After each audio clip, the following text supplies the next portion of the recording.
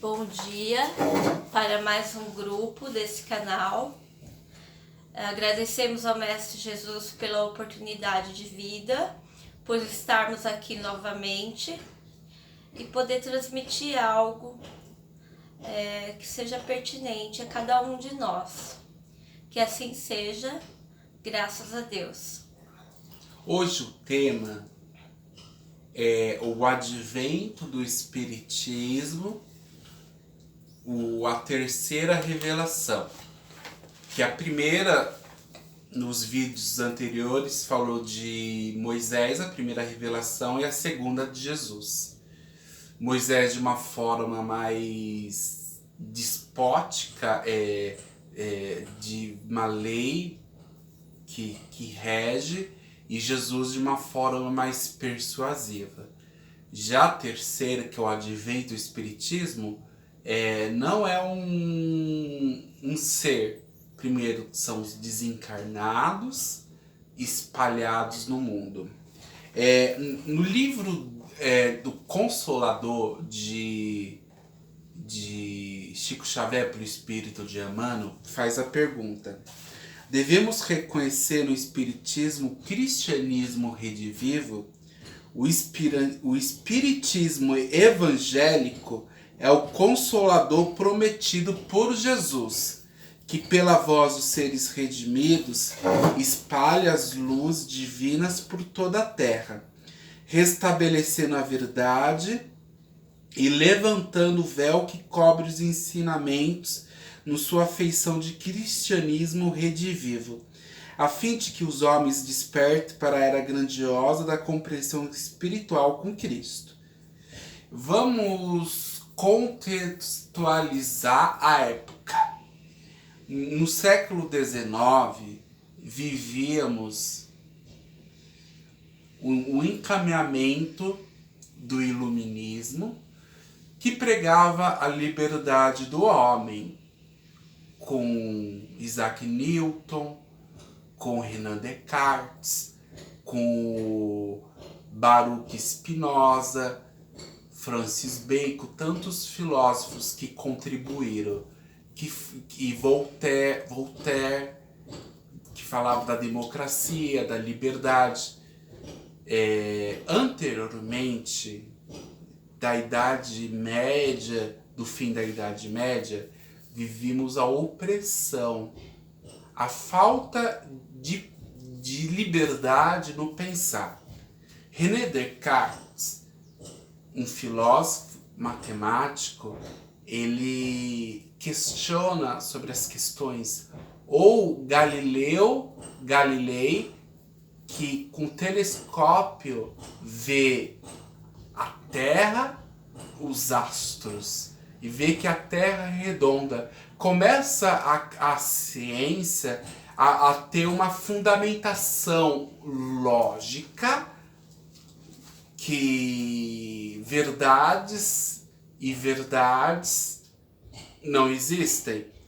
Com Aristóteles dizia os elementos água, terra, fogo e ar.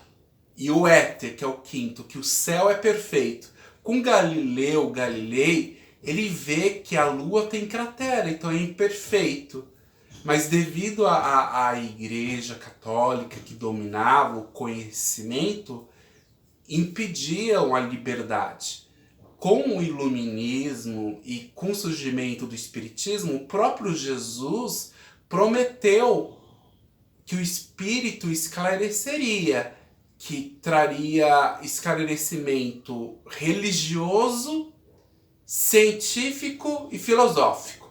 Kardec parte do princípio dos fatos, da qual estava surgindo em Hydesville as irmãs Fox, com aquele Casa Assombrada, que descobriram um homem que foi assassinado, desencarnado, com a batida da mesa, e no redor da Europa, com vários médios, e o Kardec compele e escreve os livros espíritas, Gênesis, Céu e Inferno, o Evangelho segundo o Espiritismo e o Livro dos Médiuns. Então, com a luz da razão, o homem não é pautado mais com a religião cega, sem questionamento interior, e da qual sai questionamento em relação a si, a Deus. Então, com essa libertação, o homem tomou conta de si mais forte. Então, segundo a própria Bíblia, João 14 fala: se me pedirdes alguma coisa em meu nome, eu o farei. Se me amais, guardarei os meus mandamentos. Eu rogarei ao Pai e ele vos dará outro Consolador, a fim de que esteja sempre convosco, o Espírito da verdade, que o mundo não pode receber, porque não vê, nem o conhece. Vós conheceis, porque habita entre vós. João 26. Mas o Consolador, o Espírito Santo, a quem o Pai enviará em meu nome, esse vos ensinará todas as coisas e vos fará lembrar tudo o que tenho vos dito. O Espiritismo se resume então numa tríplice: Pai, Filho, Espírito da Verdade. Pai acima do Filho, Filho acima de nós e o Espírito da Verdade. Porque o Espiritismo, ele vem com 3 características. Características: religiosa, filosófica e ciência. Ele é ciência porque ele, por provas irrecusáveis, eles conseguem provar a vida além túmulo. Ele é filosofia porque ele possui esse caráter filosófico de você filosofar: para onde eu vou, por que veio, por que estou aqui. Você começa a se questionar, né? Será que eu estou agindo de maneira correta, de acordo com a moral? Aí que ele entra no caráter religioso, que é o religare em latim. Religare em latim significa união. Então ele entra com essa parte do caráter religioso, porque ele trabalha a moral. O Consolador, ele veio numa época predita, porque era o século das luzes, dos grandes filósofos, Allan Kardec na sua investigação, Revolução Industrial.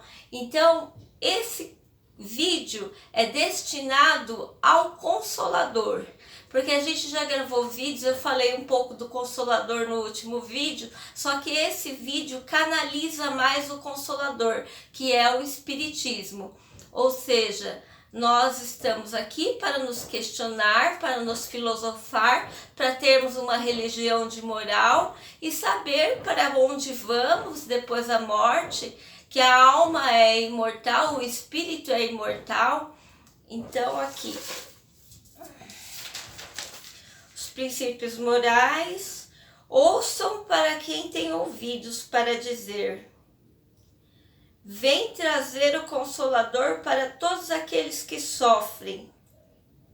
Esclarece para que veio e para onde vai. O Espiritismo te dá uma fé inabalável.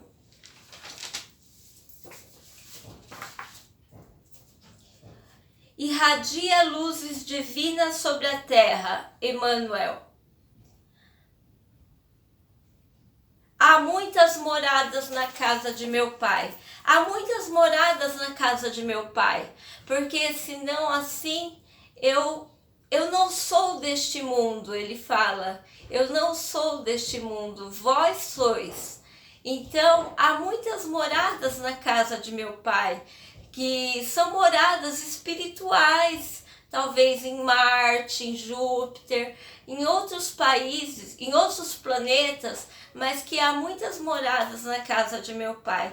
Então o Espiritismo veio com essas 3 alavancas: filosofia, caráter científico e caráter religioso.